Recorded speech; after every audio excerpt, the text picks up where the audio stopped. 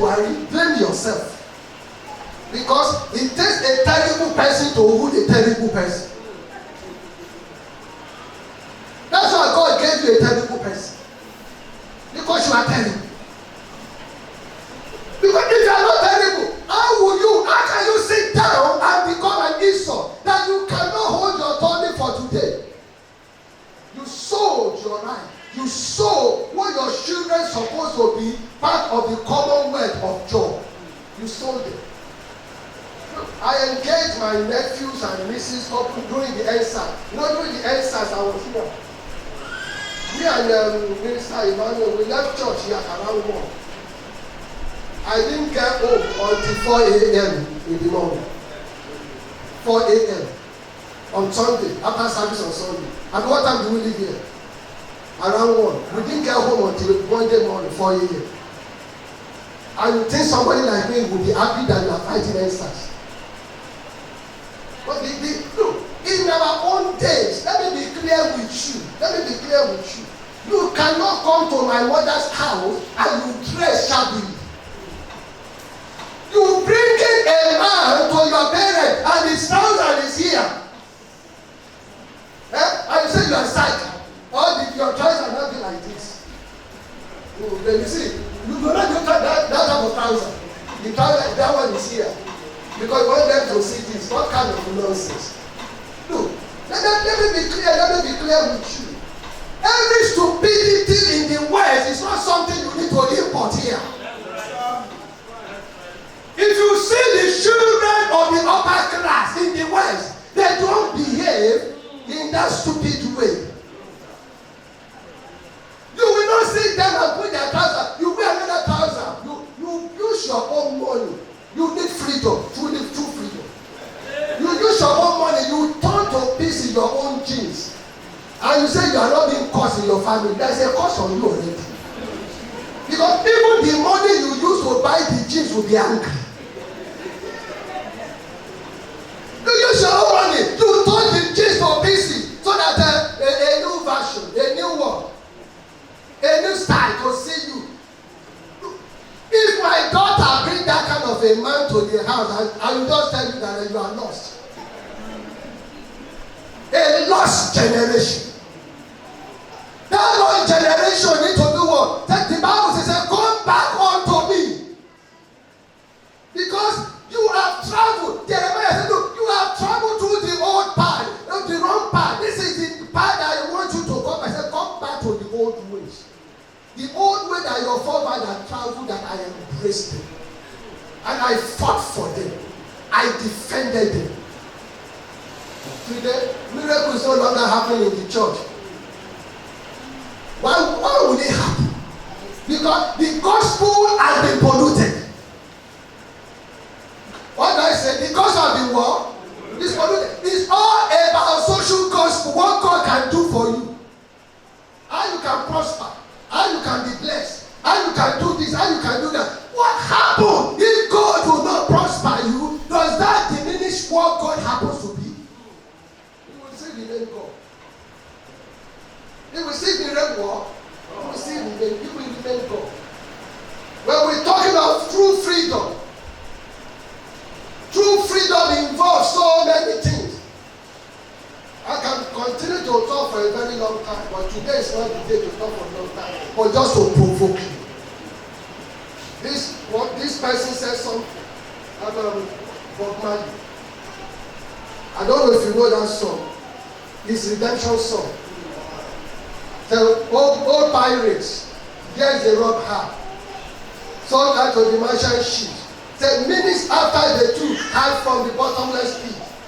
But my hand was made strong.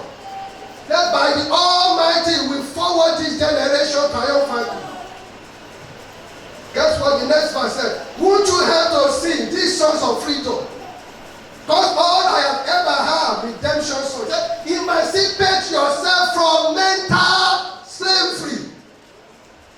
Hello? What does it say? Emancipate yourself from mental what? Slavery. He said, none but ourselves can free our mind. None but ourselves can do what? Free our mind. Your freedom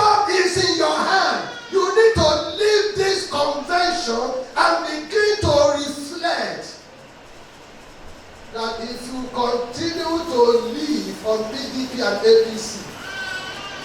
When you look at it this way, you say PDP is not good, APC is not good. They are the same people crossing from one party to another party. They are PDP today when they praise them. So when they disagree there, they move on to APC. When APC is not paying them, they move on to PDP. And you cannot sit down. Look, in today's world is a global village. Do you see the Western politicians doing the same thing? Do you see them? Even if they disagree with their party, but if they cannot run their poll, they resign completely from that party, they remain independent, they do nothing again. But these ones, they move from one place to another place, and the question is, what are they not that they're looking for? A man, can you imagine, a man that spent 200 million to campaign is a businessman. He invested 200 million so that when he gets there, we recuperate his 200 million back. And you never ask questions. What have you lost that you are going there to spend 200 million on? What have you lost? What? Look, 2023, let it be a time for you to ask questions. Let it be a time for you to begin to take back your word, your freedom. Your freedom matters. Finally, before I go, in 1 Kings, very popular scripture, 1 Kings 17, the story of the widow of Zarephath. I want you to know that abundance didn't just come. God didn't just deliver her from poverty, from starvation. But she did what? She had something that she needed to present. So the question today is, what do you have that you want God to bless? It is only in Nigeria, South and North. A person that do not have a job, you go and rent a house. You will borrow money from different people. You will call different people to give you money, to give you money, to give you money. One of my friends, the relation contacted her that she wants to rent a house. And when she now told me, I said, okay, and I know this woman very well. She doesn't have a job. And she wants to rent a house. And I said, ask her, how much have you saved before somebody will give you money to rent a house? That's number one. Number two, when the rent is due next year, how do you pay? Now, she couldn't answer. And I said, instead of you giving her money, she's still sleeping in the place. Have they kicked you out? You discover that many of them cannot endure. If you cannot endure for today, then you will suffer tomorrow. Every little thing that comes to you, you want to fight it out. When you are still in need, then you need to humble yourself. But you know their true character. When they have money, then you see their arrogance. My mother says something that when somebody is trying to be nice to you, they are nice because they need you. You will see their true color when they no longer need you. Then you see their true attitude. And I said, instead of you paying for house rent, give her money and ask her, what business do you want to do? So she asked her, what business do you want to do? I said, oh, that my problem now is not just about business. I just need a place over my head. Say, this one is not serious. What do I say? No, it's not serious. So what I'm saying is, don't build your life on what others can do for you.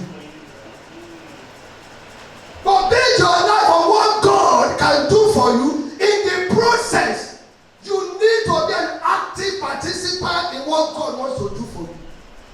And that is what is called freedom. So the widow of Zarephath didn't just become blessed. She made provision available.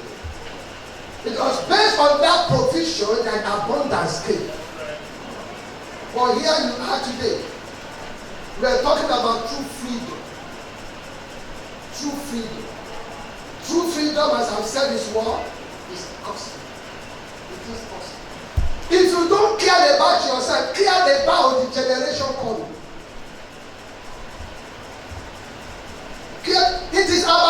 It is because we care about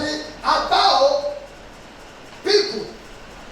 That's what brought this church into this place, into this country. Not that we need anything from here. So when we talk about the clinic, I talked about the clinic yesterday. Every one of us you sit here, if anything happens to us, we have free medical where we came from. Free. Do you listen to me? What do I say we have? Free. Free. Even if we choose to be staying here and anything happens, we will gather our passport together, take a flight and go back for medical. But the thing is, we look down on this area that you need out of our own love to give something back to the community. No government in the world can solve the problem of any nation. The problem of Nigeria is you are expecting the government to fix everything. Can you imagine, brethren? They be repairing a road, putting gravel on the road. In the middle of the night, they went there to be stealing the gravel. They're also doing a railway. And in the middle of the night, you go there and call the rail and carry the steel. Which nation does that? You want the government to do things for you, but you are stealing it. Me and my uncle, we talked about it a couple of days ago. I said, Uncle, it's been happening for many years. My uncle was one of the people that built the third mainland bridge. And I gave him an example. Tell the third mainland bridge.